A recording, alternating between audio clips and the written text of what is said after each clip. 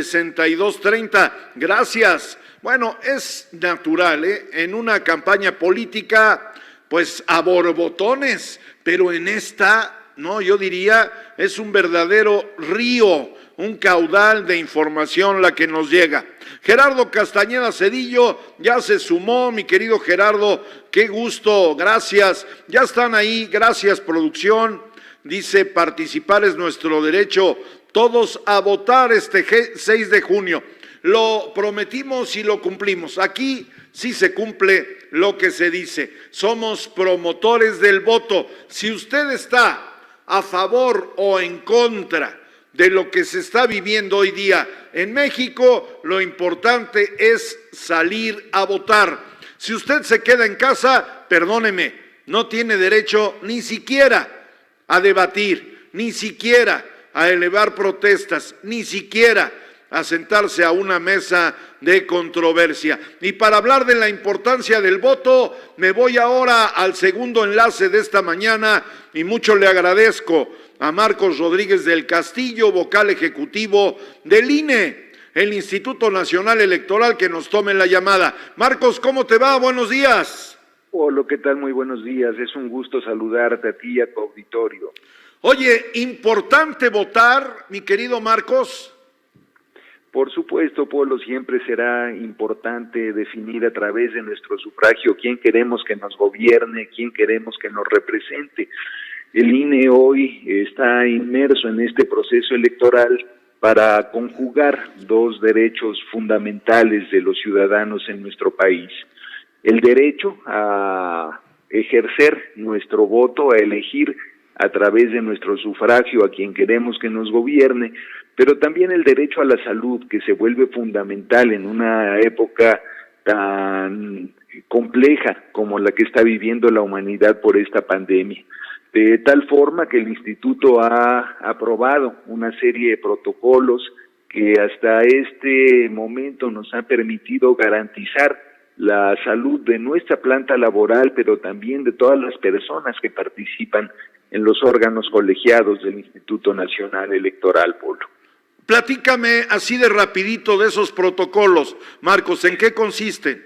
Claro, Polo, con mucho gusto. Mira, en todas las actividades que despliega el Instituto Nacional Electoral, desde la expedición de las credenciales en los módulos de atención ciudadana hasta las visitas que se están haciendo a las personas que resultaron sorteadas para integrar las mesas directivas de casilla, están sujetas a protocolos sanitarios muy estrictos, protocolos que han sido aprobados por las instancias centrales del Instituto Nacional Electoral, pero que además cuentan con el aval de un grupo de expertos y expertas en materia de salud pública, en materia de epidemiología. En nuestros módulos de atención ciudadana, por ejemplo, nuestros empleados permanentemente usan cubrebocas, usan careta, hay una limpieza, una sanitización que se hace de los equipos entre atención y atención ciudadana, hay una sanitización previa a las personas que acuden a utilizar nuestros servicios. Les pedimos que utilicen el cubrebocas dentro de nuestras instalaciones, los dotamos de gel antibacterial. En las visitas que estamos realizando a los ciudadanos, nuestra primera etapa de capacitación concluyó el pasado 31 de marzo. Y debo informarte, Polo, que visitamos a más de 612,000 personas en el estado de Puebla para notificarles que han sido sorteados y que eventualmente podrán ser funcionarios de mesas directivas de casilla. ¿Cuántos, Marcos, perdóname? Sí, Polo. ¿Cuántas personas? Hubo el pasado 6 de febrero la primera insaculación. Ahí se sorteó al 13% del listado nominal, que resultó más de 612,000 personas que fueron visitadas entre el 12 de febrero y el 31 de marzo. Hoy te puedo informar que tenemos ya el doble de las personas que requerimos para integrar nuestras mesas directivas de casilla. Cada mesa de casilla requiere de 9 personas, 6 que actúan como presidente, 2 secretarios y 3 escrutadores con el carácter de propietarios, y 3 más que desempeñan tareas como suplentes generales. al corte del 31 de marzo, que fue la fecha en que culminó la primera etapa de la capacitación. Tenemos en promedio 18 personas por casilla electoral. Estamos en el 212% de las personas que requerimos, y ello me parece que habla no solo de la responsabilidad institucional, sino de la participación de las personas, de la responsabilidad de los ciudadanos por recibir y contar el voto de sus vecinos.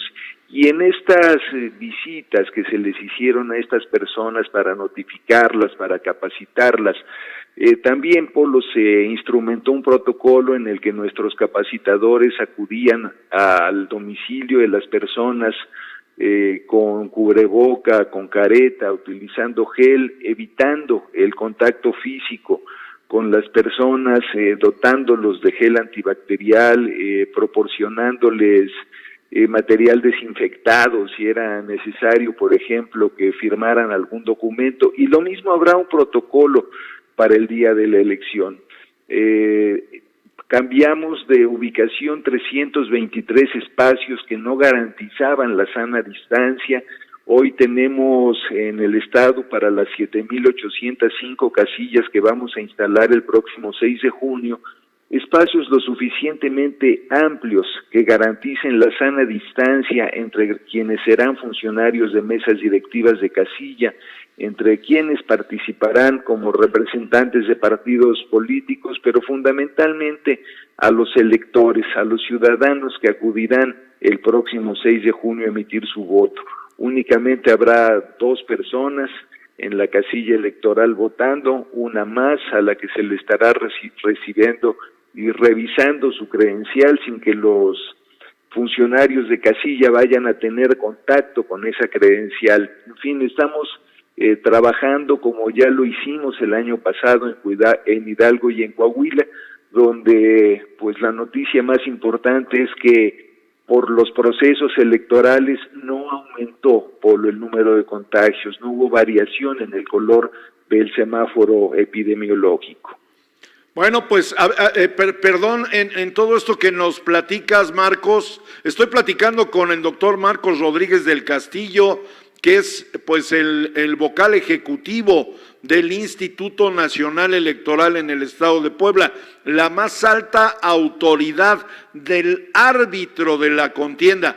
Pregunto, porque no escuché bien, ¿habrá gel y habrá qué más en las casillas, Marcos? En las casillas, Polo, vamos a tener gel, vamos a tener toallas sanitizantes, vamos a tener una dotación de 200 cubrebocas por si hay electores que lleguen y no traigan el cubrebocas. Nosotros en todo caso tendremos una dotación para proporcionarles a estas. Oye, ¿qué va a pasar, Marcos, con aquel ciudadano chistosito, irresponsable que todavía tenemos y que abundan? Yo ayer me encontré a uno afuera de una miscelánea a la hora de ir a comprar ahí algún insumo, que les vale gorro y que no se quieren poner el cubreboca.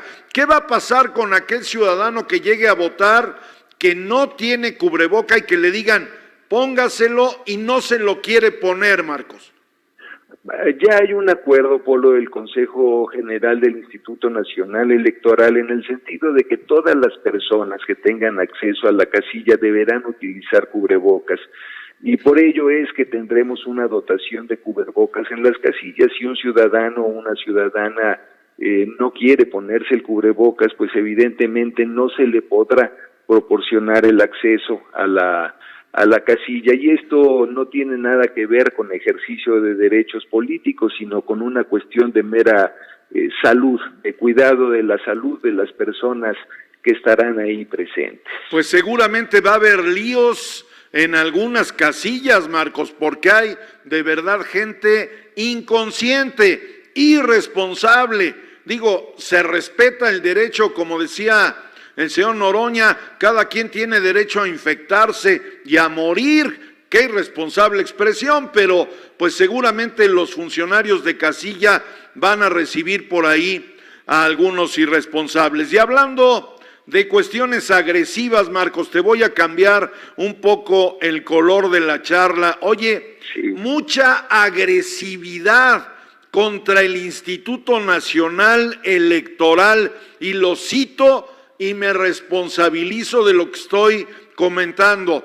Yo nunca había visto que el gobierno federal y los gobiernos estatales se le fueran a la yugular al INE como ahora, Marcos. ¿Qué está pasando? Bueno, Polo, mira, me parece que esto es una estrategia que vemos en cada proceso electoral. Se trata de desacreditar previamente al árbitro para que cuando estén los resultados electorales que no favorezcan a una fuerza política, pues se pueda alegar que fue por culpa del árbitro. Mira, decía Galeano, este autor latinoamericano, que el árbitro siempre es el que sale peor parado en todos, comparando, haciendo una semejanza con el fútbol, ¿no? Decía que el equipo que gana decía que había ganado pese al árbitro, el equipo que perdía decía que había perdido por el árbitro. Entonces creo que estas descalificaciones son parte muchas veces de las estrategias de los actores políticos, pero me parece también que son estrategias que dañan, que minan la credibilidad de las instituciones. O sea, le están haciendo al Piojo Herrera, que siempre le echaba la culpa al árbitro. Pues eso decía Eduardo Galeano, ¿no? Eso decía Eduardo Galeano. Muy bien, Marcos. Oye, ayer la secretaria de Gobernación en las instalaciones de ustedes, a donde fue a verificar, cómo están imprimiendo y cómo se entregan las boletas al ejército mexicano, pues ayer tuvo un discurso igual, agresivo también, diciendo y citando a tu ex jefe, a Woldenberg, que decía que el árbitro debe ser neutral, pero también discreto. ¿Tú concuerdas con este tema, Marcos? Bueno, mira, me parece que ya hubo a través de la cuenta de Twitter del consejero presidente Lorenzo Córdoba una respuesta muy puntual a esto. Efectivamente, el árbitro debe ser discreto, pero cuando el árbitro se enfrenta a transgresiones a la normatividad electoral, pues el árbitro debe actuar también con toda energía y con toda puntualidad. Y me parece que esta debe ser la función de arbitraje de las autoridades electorales, una función discreta, pero una función también que deje ver la propia fuerza del Estado. Recordemos que las autoridades electorales son, a final de cuentas, órganos del Estado también, no del gobierno, pero sí del Estado. Entonces, pues una resolución de una autoridad electoral entraña también la resolución de un órgano del Estado mexicano. Muy bien. Oye, Marcos, pues ayer se dieron cosas relativas al INE. Seguramente estoy cierto, tú estás inmerso en el tema, pero bueno, ayer llegó uno de los candidatos a gobernador, concretamente el señor Félix Salgado Macedonio, a instalarse allá afuera del INE con su casa de campaña, armando todo un show. Yo pregunto, Marcos, le pregunto a la autoridad electoral que tú encarnas en el estado de Puebla. A ver, lo hemos venido comentando aquí en nuestro programa. ¿Proceden este tipo de acciones de presión para que se le devuelva la candidatura a X candidato cuando no supieron hacer, cumplir con los requisitos de ley? Porque hay que decirlo, el equipo de Salgado Macedonio, de otro candidato a gobernador y de cerca de 200 candidatos de diferentes partidos no supieron cumplir con la ley. ¿Procede que presionando el INE les restituya la candidatura, Marcos? Por supuesto que no, Polo. Mira, lo que tú señalabas es muy cierto. Hubo más de 6,000 candidatos que sí cumplieron con la presentación de los gastos de precampaña. En el caso específico que tú señalas, el candidato Salgado Macedonio, pues él no presentó, no cumplió con la obligación legal de presentar un reporte de sus gastos de precampaña, y por eso es que el INE recomendó al Instituto Electoral y de Participación Ciudadana de Guerrero negarle el registro de la candidatura, situación que fue aceptada por la autoridad electoral local, y en este momento, en este momento está sub iudice el asunto, está ventilándose ante el Tribunal Electoral del Poder Judicial de la Federación, y yo lo único que recordaría es que vivimos en un estado de derecho donde sí, claro, las decisiones de la autoridad administrativa electoral pueden ser impugnadas ante la autoridad jurisdiccional electoral, que es quien en todo caso tiene la última palabra. Pero me parece que esta presión política no solo es innecesaria, sino que pues hace ver mal a estas personas que están queriendo obtener por la vía de la presión política lo que no pudieron obtener por la vía de la legalidad. No era muy sencillo, Marcos, perdón, pero a mí sí me interesa, y a Factor Radio, precisar estos temas porque se convierte en chisme, se convierte en una verdad a medias. No era tan sencillo llenar un formato y decir, en mi precampaña no gasté un solo peso, y entregarlo al INE, Marcos. Es lo que establece la normatividad, es decir, el INE entiende muy bien si no hubo precampaña, si no hubo gastos durante esta etapa que la ley prevé. Sin embargo, la propia ley prevé que se deba reportar al Instituto Nacional Electoral, haya habido o no haya habido gastos de campaña.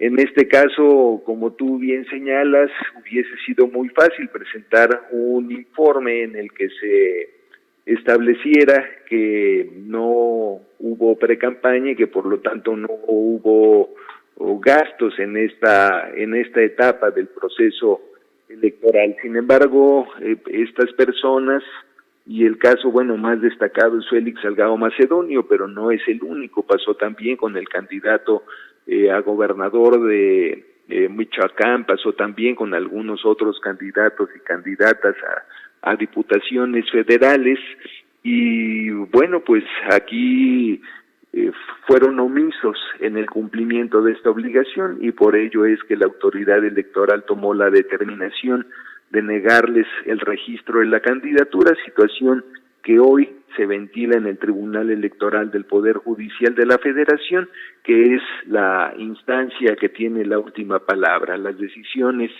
del tribunal son definitivas, son inatacables, y habrá que esperar para ver cómo resuelven, Paul. Ayer en su casa de campaña, y ya con esto te pediría que me dieras algún comentario para finalizar, desde su casa de campaña, el señor Macedonio dijo, estos, así de manera peyorativa, señalando a el Instituto Nacional Electoral, deben desaparecer. Yo me quedé con la boca abierta. No puedes desaparecer, y me acordé, no pude soslayar el tema de aquellas frases, ¿no? De que al diablo con las instituciones. No puede desaparecer el Instituto Nacional Electoral. ¿No te parece esto una agresión a las instituciones, Marcos? Por supuesto, Polo. Mira, desde el año 1990, cuando se determinó que fuese una instancia alejada del gobierno, que fuese un órgano constitucionalmente autónomo, pues ha habido una profunda transformación democrática en nuestro país. Pretender que una institución como esta deje de existir es pretender una regresión al oscurantismo democrático. Por lo tanto, me parece que está totalmente fuera de lugar esta afirmación.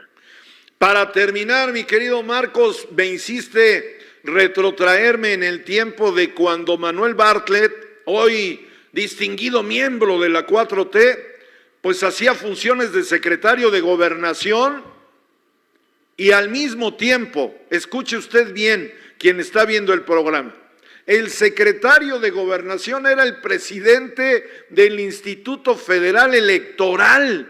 Tú lo recuerdas claramente, Marcos. Éramos muy jóvenes.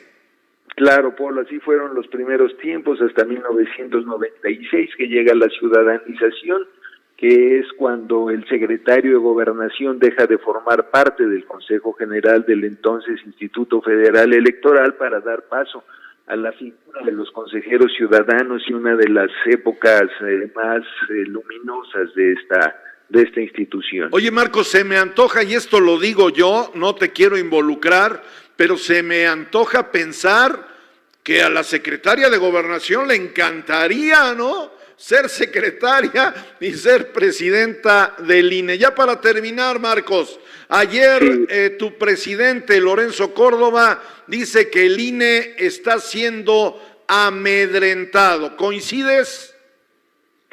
Pues mira, ha habido una serie de iniciativas, incluso legales, que han intentado vulnerar la autonomía institucional. Sin embargo, me parece que esta es una institución lo suficientemente sólida, con un respaldo popular importante. Es la institución de carácter civil que tiene el mayor respaldo y la mayor credibilidad por parte de los ciudadanos.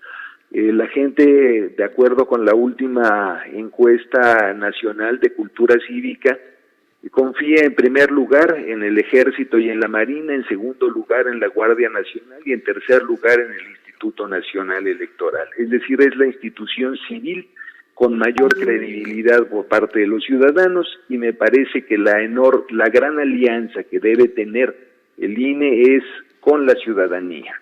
Muy bien, y yo recordaría, a ver, esto es un tema que usted ciudadano a lo mejor no sabe, pero que aquí tengo a quien me puede orientar. A ver, el Consejo General del INE, doctor Marcos Rodríguez del Castillo, ¿sigue estando integrado por representantes de partidos políticos, entre ellos los de Morena? Hay una representación por parte de los partidos políticos, una representación paritaria en los inicios de los órganos electorales. La representación de los partidos políticos se daba en función de la fuerza electoral de cada partido político, y los partidos políticos estaban representados en la sede, en el seno de los órganos electorales, en proporción al número de votos que obtenían. Hoy esto ha terminado. Hoy los partidos políticos tienen un solo representante con derecho a voz, pero sin derecho a voto en las sesiones del Consejo General, de los consejos locales y de los consejos distritales del Instituto Nacional Electoral. Pero forman parte finalmente del Instituto Electoral en cualquiera de sus niveles. Doctor, te mando un abrazo. Muchas gracias, Polo. Un saludo para ti y para tu auditorio. Oye, y mucho éxito, porque no la tienes fácil, ¿eh? Mucho éxito, Marcos. Gracias, Polo. Muy buen día. Es el doctor Marcos Rodríguez del Castillo, vocal ejecutivo, o sea, el representante máximo del INE aquí en el estado de Puebla, es precisamente con quien acabo.